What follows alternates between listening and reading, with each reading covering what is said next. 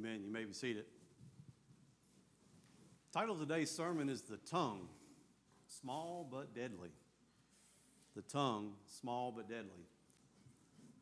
So I will say, this is a convicting sermon for me before we get into the text of today.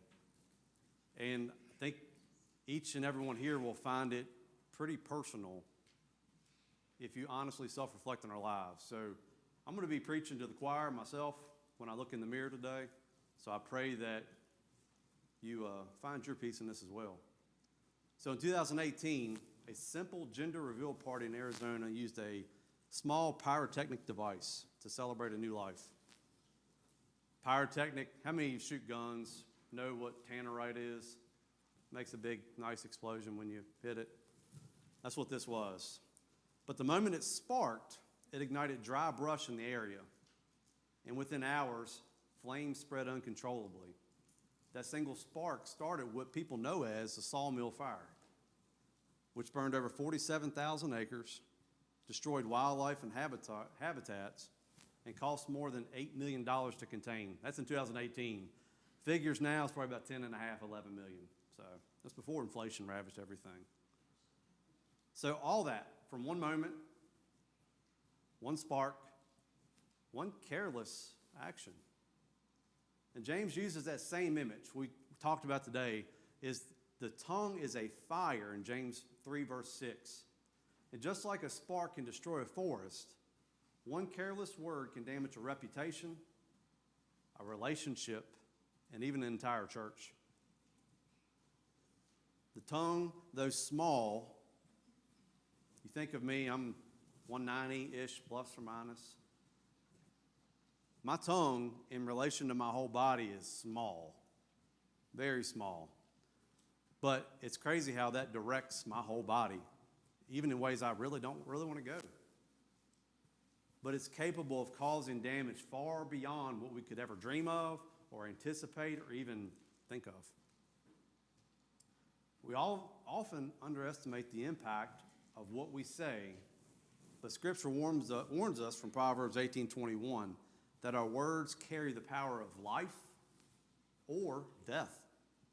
That's how powerful our tongues are.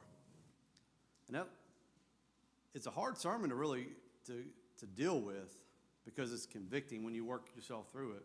I have 3 observations from today's text that I really like to clue us in. We could have many different other ones.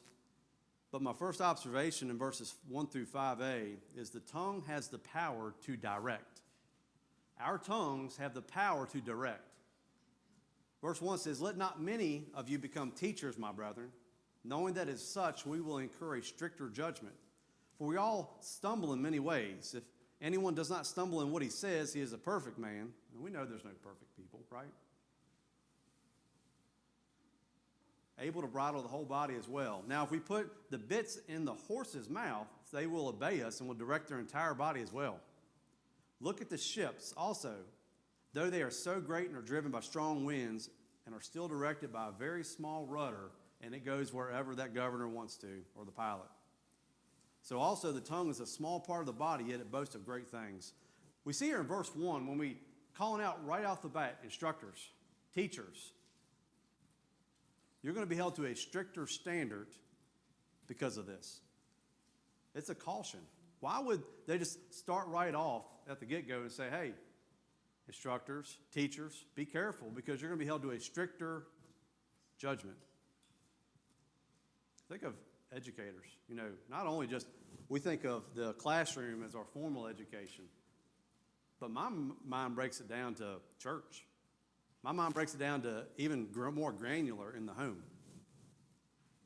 That's literally what this passage is meaning, not just paid instructors or teachers. Because our words have the ability to direct others, for better or worse. Where does it start at? Where does teaching start at? The home. That's where all the foundations of life are laid, is in the home, for better or for worse. I mean, I've been able to experience that on both sides, either directly or indirectly. And the people, for worse, you're going to receive a stricter judgment. Jesus echoes this in the Gospels, not to offend the little ones. And that's the power of our words. That's the power of life and of death, is what we talked about in Proverbs 18, verse 21. Verses 2 through 5, it talks about the bits in the horses' mouths and rudders on ships. Horses are huge. My dad got cacked in the chin because he wanted to pull the tail of a horse one day and knocked him plumb out. So, got a lot of power. You think of ships, how big they are, but a little rudder can determine which way you sail, whatever direction you want to go.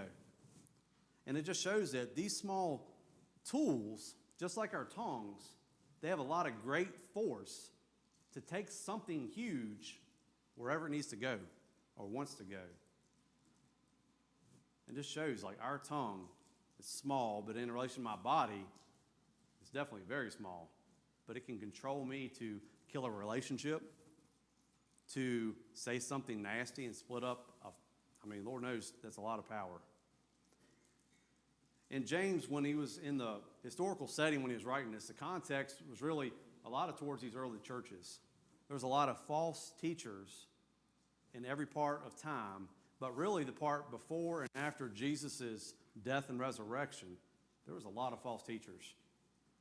And he's saying that false teachers are already leading believers astray, and they're going to have a strict judgment on them. And James warns that influence carries responsibility. You know, that's the ultimate test of being a leader. You have the power to destroy. And unfortunately, in politics in America that we see, it's far often used to what? Destroy, divide. That's the power it has. And we as parents, that's a great responsibility we have with kids as well. So in this context, I think it's a call to what James is saying is spiritual maturity. That's something that, yes, you get saved, but it takes a long time to become spiritually mature. I was saved, and for the first few years, it's just like you wrestle with a lot of things, and sometimes you just act like the old man, and then it just seems like, man, what am I doing here? But called of spiritual maturity, and I'm very persuaded here in this chapter that true faith, if you have it, it's not something we confess. How many times have we hear a lot of people just confess? Confess. So that's talk. Talk is what? Cheap. Many people talk. It's easy to do, doesn't require a lot of action. But we do see true faith is controlled. Knowing you have the ability to, but you control yourself not to. That's what true faith, how it manifests itself. And there's days where I'm really great at it. There's days that I'm anything but great. And that's why it's so convicting. But overall, we should be able to look back and say, God, where I was 3 years ago or 3 months ago, you should see a trendward up at getting better and better every day. Some days you're going to take 3 steps back. Other days you're going to take 4 steps forward. That's just the walk of being a Christian. So don't get weary when you make a mistake. God's got that taken care of with grace. I would also compare the tongue to being a thermometer. We use a thermometer to tell us the temperature of things. And I think the tongue is really a thermometer to really gauge whether our faith is genuine or not. It's either you have it or you don't. You're either mature or immature. And just like that small flame what we talked about with that sawmill fire, it can start a fire.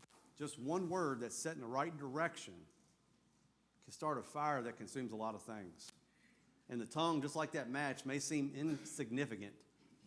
Who would have thought at a gender reveal party, you got a baby coming into the world, you're going to spread the good news, you're going to celebrate with some tannerite, which sounds pretty fun. I've never shot it, but I've seen it. But you shoot it, and you see whatever color, pink or blue, that goes up. Little do you know, starting a forest fire that big, that's the last thought that you would probably never have. Same thing with our tongue. But in the hands of teachers and parents and leaders, it shapes and determines destinies. I can't tell you how many people I've seen when I work for fire and rescue go into the absolute worst situation, broken homes, domestic violence, children just orphaned. So many things that people are so hurt by. And that's the thing. You can what if many different things, but that's just the power our tongues have and why things happen. I don't understand, but I've seen plenty of opportunities where you wish things were better, but they're not. That's the question I want to ask you this morning. What direction is your tongue steering your life? What about others? Are you being a stumbling block to people, or are you able to speak some life in them? And my second point is really what I want to stay at today a little bit. Parents, what are you steering your children toward with your words? There's some times that I have to go back and say, hey, Chandler, Eleanor, Gail, I messed up. I'm sorry. I know you heard this, and I shouldn't have said that. That's what being aware is. Not being perfect. And a lot of times, like it's shooting this tannerite. You know, when you shoot guns, you got gun safety. You just don't whip it out and just want to start shooting it. Like, you got safeties. You want to make sure it's clear, make sure people aren't downrange. You want to see where you're shooting before you shoot so you don't inadvertently hit something or someone. And a lot of times we forget to look downrange when we send our words, and I don't see my kids on the backside of that. Just because I'm out of sight don't mean I'm not out of ear range. Leaders, what are your words building? Are they building faith or shaping fear? Christian, believers here this morning, are you using your influence to point others towards Christ or away? Did you lose your stuff in the Walmart parking lot Saturday? Somebody almost hit your car? I mean, people can hear. People can see. I mean, they don't have to hear anything for you just going off in your car. And then, lo and behold, you got an EABC sticker in the back window. That's humility, and that's convicting as well. So Proverbs 18:21, death and life are in the power of the tongue, and those who love it will eat its fruit. Good fruit, bad fruit. It doesn't dissociate which one. I like good fruit. I don't like eating no nasty, rotten fruit. In Matthew 12:36-37, it says, but I tell you that every careless word that people speak, they shall give an accounting for it in the day of judgment. That just isn't your verbal words. That's your thoughts as well. Little do many people know about that. Verse 37 says, for by your words you will be justified, and by your words you will be condemned. So just like we said, that opening verse in verse 1, be careful, instructors, because you're going to have a stricter judgment, because what you sow, you will reap, if not in this life, next. So that's the tongue has the power to direct in many different ways. And we could really hammer this down in many different things. I just want to stick at a 20,000-foot view with this today. It leads us into the second observation, verses 5-8. The tongue has the power to destroy. The tongue has the power to destroy. Verse 5 says, so also the tongue is a small part of the body, yet boasts of great things. See how great a force is set aflame by such a small fire. And the tongue is a fire, the very world of iniquity. The tongue is set among our members as that which defiles the entire body and sets on fire the course of our life, and is set on fire by hell. That's its origin. For every species of beasts, birds, and of reptiles and creatures of the sea is tamed and has been tamed by the human race. But no one can tame the tongue. No one. It is a restless evil full of deadly poison. So James here, from our first observation to our second, shifts from direction to destruction. And far too often, things are utilized for destruction or to destroy someone or something far too often. We see it every day in our country. Not just in Washington or state-level politics. We see it in our daily lives as we go about in this community.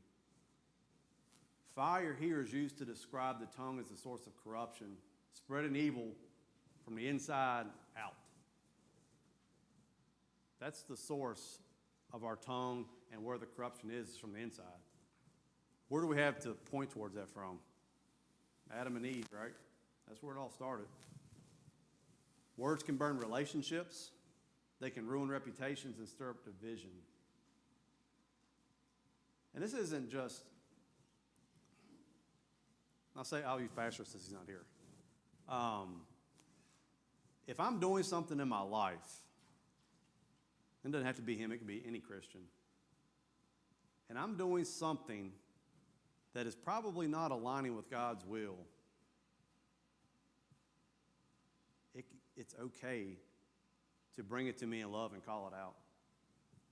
Alvin saw me at Food Line the other day. Maybe not. I did see you yesterday. That's a poor example. But let's just say, like, I had MVP on pork. It was cheap, so I wanted to stock up on it. Well, I was a day late for the sale, and I'm raising Cain at the cashier, honoring that price. Anybody done that? And let's say he's walking in the store and he catches that. He's like, "Man, Michael, you just gave a message last week on your tongue and how wicked it can be." I mean, you don't really know what it happens, but I deserve to say, "Hey, Michael, I really liked your sermon last week about your tongue. Hey, we're praying for you." That's all you got to say. And if the Holy Ghost is living in me, that's all he's got to say. Because God has already been working in my heart to get me to that point to receive that. Verse 6 says, "Set on fire by hell." That shows the spiritual source of such destruction.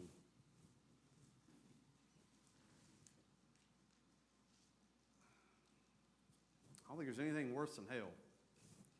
And the bad thing about it is our speech is a battlefield for Satan. We would love to think that we have a sidewalk that represents us. It's laid nice, it's reinforced. Nothing can get through me today. But where does Satan work at? He doesn't bust through the strong parts of the concrete. What does he look for? The cracks, the path of least resistance. And that's the thing, is that it's not so much on the things that are out in the open that we know that I can conquer. It's those secret little things that I have weaknesses for. Car pulling out in front of you in traffic. That would reveal what state your heart is in. We talked about that this morning. And it's hard most days. And I would say also,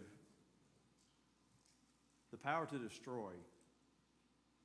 I will get to this later, but now seems like a decent time. So when we lived in Cremora, we had a split foyer house. I had a guy I used all the time from Lowe's to change out our windows and doors, stuff like that. And he had just got done doing a lot of work for me. Great guy, always showed up, did great work, reasonable. And I was like, hey, we discussed when we moved in there, we had a fiberglass bathtub that just was in bad shape, cracked, leaked. So it's like, what kind of price would you do for this? And I was like, man, I've done it before and I hate it. And the 1970s house in Bel Air and Verona, that's off center, big time. So he did it. He started, ripped the old one out, put a mortar bed in, set it in, and then all of a sudden he just left. Didn't talk to him, tried calling him, never showed back up. So I knew a friend of mine from the fire department, I'm not going to say names, but a really good friend of mine at the time, or before. And so I called him up, he's starting a business. So I said, hey, you starting a new business, give you some work. He's like, yeah, man, great, it's awesome. So he shows up, assesses it. And little do I know, this is when I'm working swing shifts, so I'm not in the best mood. I'm always feeling about 70%. And he hooks all the pipes up, and this is upstairs, and something happened to where the whole ceiling was flooded downstairs. All the drywall, all the water, it was nasty. I got mad. I got real mad. And so I gave him a piece of my mind. Shouldn't have done that, probably, hindsight, because we were really good friends, and we had already had rough patches before, and that's probably not the best time to do that, but I let it go. Gave him money, $800 to hire somebody to come in and mud around the tub and fix the ceiling while they were at it. It was really good, and I really wasn't pleased with this guy's work either. So I said, hey, I want my money back. And it got on the fritz after that when I threatened legal action. And I'm telling you all this not to anything other than our words have the power to destroy. And you know what? I ruined a friendship because of that. We ain't talked since. I have since apologized to him and said, hey, you know what? I'm in the wrong. Regardless of whoever others' actions there are, I was in the wrong. You know what? If I had to go back and do it again, I'd change it. It was not worth it. I burned a bridge because of that. And I could say here all day long all the bridges I burned. But just as an example. He says, no human can tame it. No one. I can't on my best day control my mouth. It's impossible. Because the tongue reveals the chaos within. It's restless, evil, full of deadly poison. And this is pointing out to our deep need for spiritual help. If you can't do it yourself, can you save yourself? Not that I check. I mean, many people try. But just like we can't save ourselves, we can't even guard our mouth. I can't go probably one day. It's hard. But it shows the spiritual help that we need. And just like that sawmill fire we talked about, it seems small, but no one imagined that it would take weeks to control. Hundreds of firefighters, over 800 firefighters. So too, one comment, one rumor. How about this? One sarcastic insult can start emotional wildfires that rage through families, churches, and friendships. Can I be honest with you? Something I really learned in the past 3 to 5 years, and I used to do it, second nature, is those little sarcastic jabs. Those little sarcastic insults that are, I'm playing off to be humorous, but I'm really trying to put a jab in you. The easiest way possible, the most effective. Then I have the opportunity to deflect. Oh, you too soft today? You need to suck it up. There's nothing worse than a sarcastic insult or a sarcastic jab. That burns to the center, and you might as well just say what you need to say. And I used to do that a lot. And I've had it done to me a few times that the Lord has raised my consciousness about it with my wife. I mean, I worked at a firehouse. Danny knows how firehouses are. Just being one of the boys. Until I have it done to me and the Lord works with me on that, it hurts. It hurts. What fires have your words started? We talked about the home being a foundation. What about the words in your marriage? I can tell you, the first 5 to 10 years of a marriage, it is getting the kinks out. Arguments, disagreements. That's Christian. Because when you live with somebody, they see you 360. They see you on your good days, they see you on your bad days. What about the workplace? Yeah, Brandon, I hear you talk about your workplace, and God is doing a work with you there. He's used you for a season there, and God bless you for it. That's rare, that you would have a business that would even be mute about it, let alone somewhat enable you to do that. I can't do that at where I work at, nor at any other places I've worked at.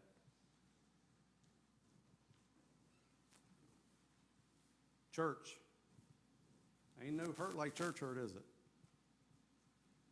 How many people have been hurt with church in their history? Quite a few. Quite a few. Do you use humor to mask harm like we talked about? Do you excuse speech as just being honest or venting?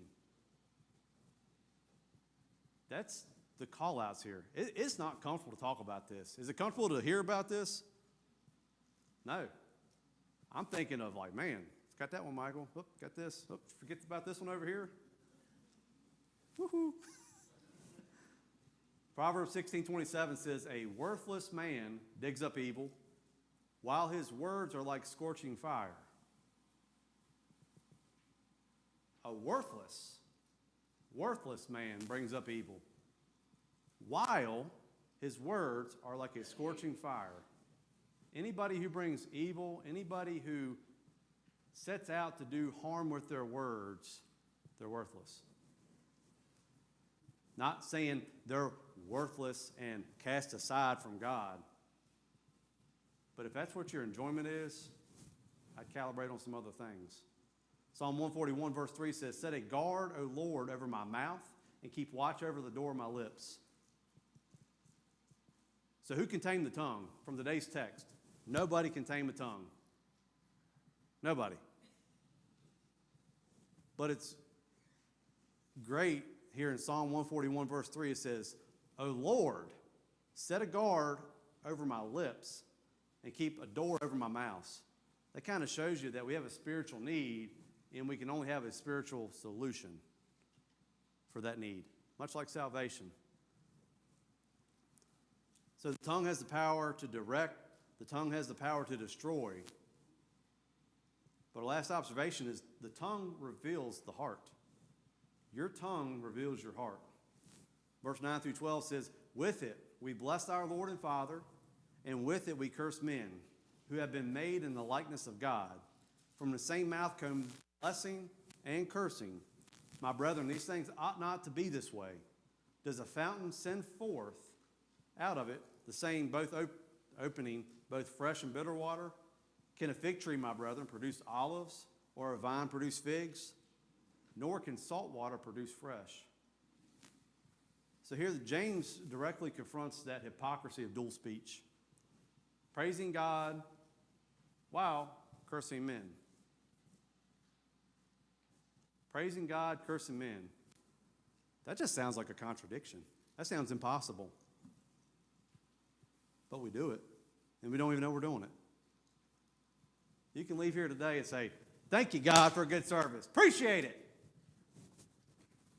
And then someone who cuts out in front of you and has to go to the hospital almost causes a collision. And then you go from the highest of highs to the lowest of lows in 2 seconds. And that's the thing, that it sounds impossible. It's like, man, but we all do it. I think of this past Wednesday on 64. Somebody cut somebody off, and before you know it, somebody's shooting, and then the other person's returning fire on the interstate. People don't look at where they shoot at. What happened to that benefit of the doubt? Hey, I got some bad news. Mom may be on the fritz at the hospital and may be circling the drain with her last few breaths. We don't know what that person's going through. Just like this past week, that person shooting at that other person because of a road rage incident bypassed all their critical safeguards to prevent that from happening. Didn't ask why, they just went and shot. That's us in the human race. There's no difference. Imagine that with your words.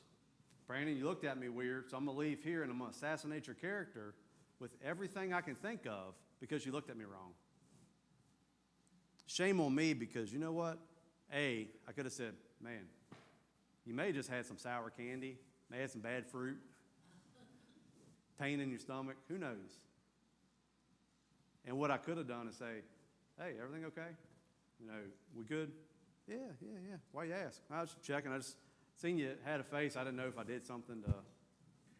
And then guess what? I could have averted all that, and it wouldn't ruin my afternoon. Nor make him pay for something he didn't know he was buying. A contradiction. Praising God one moment, cursing people made in his image the next. And James uses more analogies here. Fresh and salt water, fig trees, making olives. But the point is, what comes out reveals the source. What comes out of your mouth, and that's not even just verbal, that's nonverbal as well. And I dare say we say a lot more by not saying anything at all than we ever do with our mouth. How about this saying? How many have ever heard, what's down in the well will come up in the bucket? Whatever is down in that well will eventually come up in the bucket. The point, your speech just doesn't reflect your habits. It reveals your heart. But I'm saved. Well, that's convicting. But I had a good day. It reveals your heart. James doesn't say tame your tongue by trying harder. Much like Jesus says, work harder and you get to salvation. It is a spiritual work. It is spiritually guided and spiritually developed, or it's nothing at all. Have you ever took a step back and look at our society of the vitriol, the nastiness? You can turn on TV or go to Walmart or anywhere. It's quite different from the 90s and from the 70s, I'm sure. I wasn't around in the 70s. What's changed? Well, we're not a Christian nation. We are a very pagan nation. And it manifests itself. We're not surprised. I don't like it. That's what happens when you take God out of society. You can't try harder. He says no one can tame it. Don't even try. No one can tame it. That's the point. You don't need a better filter. You need a new heart. That's the problem. No amount of $50, $100, or $5,000 filter is going to change your mouth. Just cleans it up when it comes out. You need a new heart. You need a new source. James isn't offering speech therapy. He's preaching heart transformation. That happens here. That happens in your interactions with daily people. Apart from Jesus Christ transforming our heart, nothing will ever change the speech, verbal or nonverbal. You can clean a pig up. You can put lipstick on it, and that can be a county fair winning hog all day long. But what's it going to do when you get home? It's going to go right back to the muck and mire. That's what it does. That's what our tongues do. Even when the fire's out, scars remain. It destroys. What happens after a fire? You just see black, scarred, charred nastiness, and maybe some remnants of a house or something they've left behind. The scars remain. The land's burned, trees blackened. That ecosystem there is probably messed up for the next few years at least. Just like our words, they leave marks because they reflect what's underneath. That's where James says, can a fig tree bear olives? Can a salt spring bring forth fresh water? And that's what happens. Our speech reveals our root system. It reveals our ecosystem, if you want to say that. What do your words reveal about your life? What about your actions? Is what is in your well and comes up in the bucket something sweet or bitter?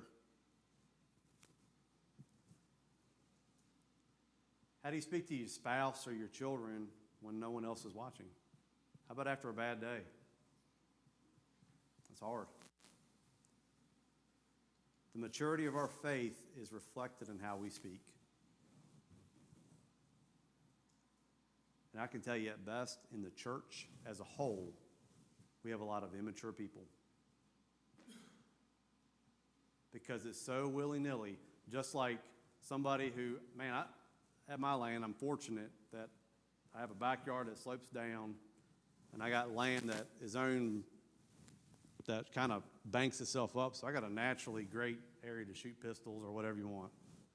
Still got to look around, still got to use safe handling practices, but I'm blessed for that.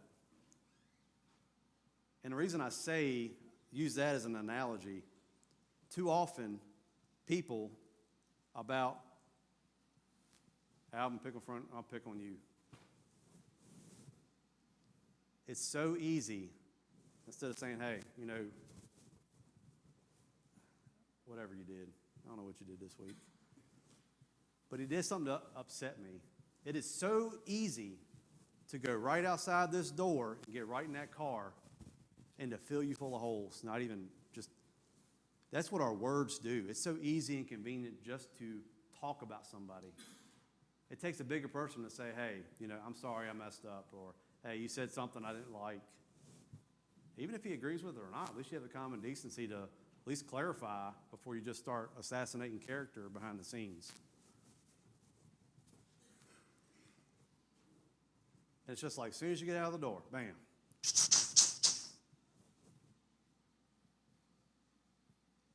It's so easy. So easy. Luke 6:45 says, the good man out of the good treasure of his heart brings forth what is good. And the evil man out of the evil treasure brings forth what is evil. For his mouth speaks from that which fills his heart. There it is. We got a heart problem. If something's dirty at the source, it's going to be dirty when it discharges.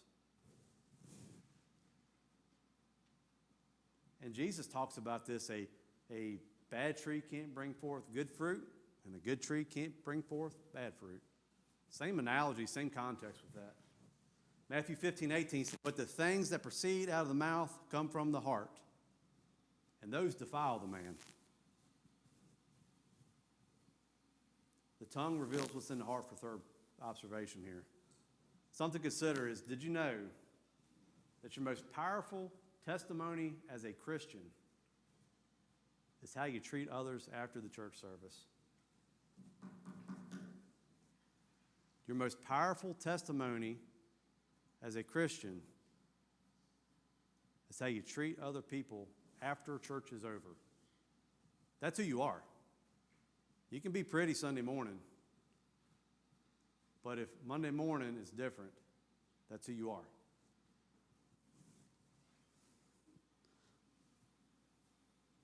So in conclusion, the people who started the sawmill fire had no idea their celebration would ignite such destruction.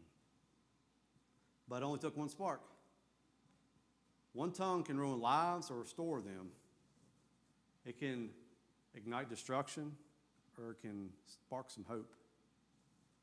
James doesn't tell us to try harder to be nice. He says the tongue is untamable by our strength alone. What's needed isn't a better speech, but a new heart. We need a new heart. We have a heart problem. We have a heart problem. Only God's Spirit can tame the tongue by first transforming our heart. You know, you can't control the spark until Christ controls the source. You know, think about this. If it was our environment, if it was something that we could do,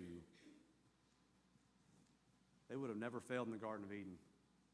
That disproves dressing up anything on the exterior. You can have all your wants, needs, and desires fulfilled, but you're still a dirty, wretched person underneath. And this just lands the plane with grace. And you know, Dave, praise team, if y'all like to come up, we'll start closing on this. I heard a quote the other week dealing with grace. Many different things we talk about. God's riches at Christ's expense. But grace is something we all need. Something we all want. Especially when we do something bad, we want grace. Heap it on us. Make my cup overflow with grace. But don't you think it's ironic that when somebody else needs that grace, it is such a rare and precious, scarce commodity to give someone else, but we ourselves need it and want it, but we never give anybody the benefit of the doubt to give them grace? What does Christ do with us? He heaps grace on us. How many times you mess up and stumble? He gives you grace. Why do we treat it like we have proprietary rights for it? And proprietary means I have the patent on it. I have exclusive rights to it. And I treat it like, Jewel, I'm not going to give you any grace.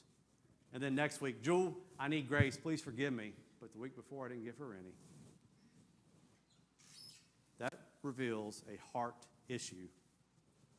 As Dave and them play the music, just want to pose some questions for you this week. One is speak life to somebody. Be something good in this world to show the love of Christ to somebody else. Do it to the person you hate the most. We shouldn't hate anybody. but do it to the most obnoxious person in your workplace. Hey, Alvin, I seen you around the work here. You do a good job. You go to church anywhere? No, I don't go to church. I got church hurt. All right, well, in spite of that, I'd love for you to come experience our family at Everett Avenue. Here's a card. Check us out a little bit.